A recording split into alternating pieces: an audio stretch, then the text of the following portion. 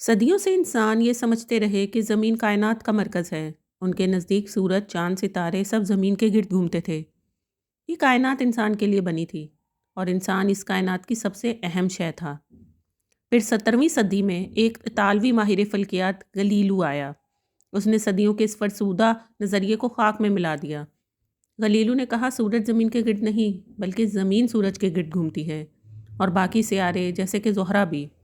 صدیوں سے رائج کسی نظریے کے خلاف بات کرنا جرم ٹھہرا، اور کیوں نہ ہوتا، اس سائنس کی حقیقت نے کئی لوگوں کے بظاہر مضبوط تصورات کے محلات کو ریت کے گروندے بنا دیا۔ گلیلو پہ زندگی تنگ کر دی گئی، مگر علم کا راستہ کہاں رکتا ہے؟ ایک خیال جو جڑ پکڑ لے وہ اس طوفانی ریلے کی طرح ہوتا ہے جو راہ میں آئی ہر رکاوٹ کو بہا لے جاتا ہے۔ آج گلیلو کے بعد سائنس نے اتنی ترقی کر لی ہے کہ ہم خلاؤں میں جا رہے ہیں، کائنات کی کھوج میں مصروف ہیں۔ آج ہمارا کائنات کا تصور فرسودہ یا فرضی قصے کہانیوں پر مشتمل نہیں بلکہ حقیقت پر مبنی ہے۔ علم فلکیات اور جدید سائنس میں ترقی سے ہمارے کائنات کا تصور بہتر سے بہترین اور حقیقت پسندانہ ہو رہا ہے۔ 20ویں صدی کے شروعات تک ہم نظام شمسی اور ملکی وے کے بارے میں کافی کچھ جان چکے تھے، مگر پھر 1924 میں ایڈون ہبل آئے۔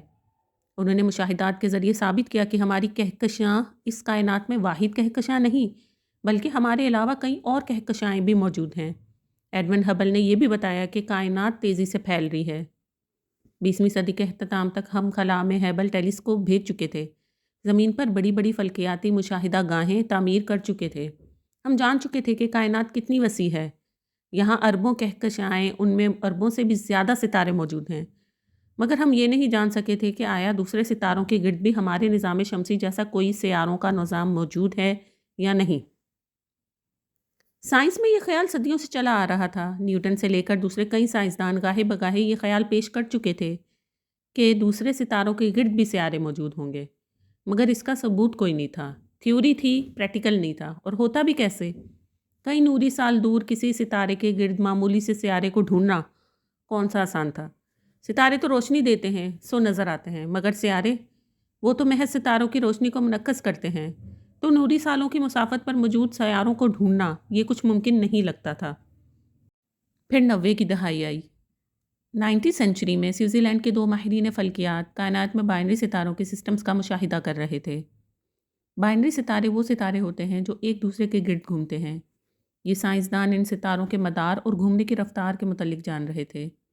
ان کی نظر میں زمین سے 50 نوری سال دور سورج جیسے ایک ستارے جس کو پجاسی 51 کہا جاتا تھا اس پر تھی۔ انہیں گمان تھا کہ وہاں کچھ ہے۔ اس ستارے کی روشنی کی ویو لینتھ میں معمولی تبدیلی پیدا ہوتی ہے جو کسی ستارے سے نہیں بلکہ اس کے گرد گھومتے کسی بڑے سیارے سے ممکن ہے۔ یہ سیارہ مشتری کی سائز کا ہو سکتا تھا۔ مزید مشاہدات سے یہ معلوم کیا گیا کہ یہ مشتری جیسا سیارہ دراصل گرم سیارہ ہے، اور یہ اپنے ستارے کے گرد 4 دن میں ایک چکر مکمل کرتا ہے۔ اس سیاروں کو نام دیا گیا پجاسی 51b۔ اس دریافت نے دوسرے ستاروں کے گرد زمین یا زمین جیسے سیاروں کی تلاش کی راہیں کھول دیں۔ اس دریافت پر 2019 میں فزکس کا نوبل انعام ان 2 سائنسدانوں کو دیا گیا۔ آج ہم قریب 5000 ایسے سیارے ڈھونڈ چکے ہیں جو کائنات کے دوسرے ستاروں کے گرد گھومتے ہیں۔ فلکیات کی دنیا میں آج زمین جیسے سیارے اور ان پر زندگی کے آثار ڈھونڈنا سائنس کا ایک جدید اور اہم موضوع ہے۔ ممکن ہے اس صدی کے آخر تک ہم یہ جان پائیں کہ ہمارے علاوہ بھی دوسری زمینیں موجود ہیں جن پر زندگی ہے، یا ہم جیسی کوئی مخلوقات بستی ہیں یا اور مخلوقات بستی ہیں۔ یہ ہمارا کائنات کے متعلق دعویٰ بھی شاید ختم کر دے کہ ہم اس کائنات میں کوئی بہت اہم شے ہیں۔ ہم کے تنہا ہیں کائناتوں میں، یہاں کے تنہا ہے ہم میں کائنات۔ اس کائنات کی وسعت کو دیکھ کر بے اختیار وہ کلمات کہنے کا دل کر رہا ہے۔ اللہ اللہ ربی لا اشرک بہ شیء۔ اللہ اللہ میرا رب ہے، میں اس کے ساتھ کسی کو شریک نہیں ٹھہراتی۔ ابی داؤد حدیث نمبر 1527، صحیح حدیث۔ جزاک اللہ خیراً کثیرا۔ مزید ویڈیوز کے لیے ہمارا چینل سبسکرائب کریں۔ السلام علیکم ورحمۃ اللہ وبرکاتہ۔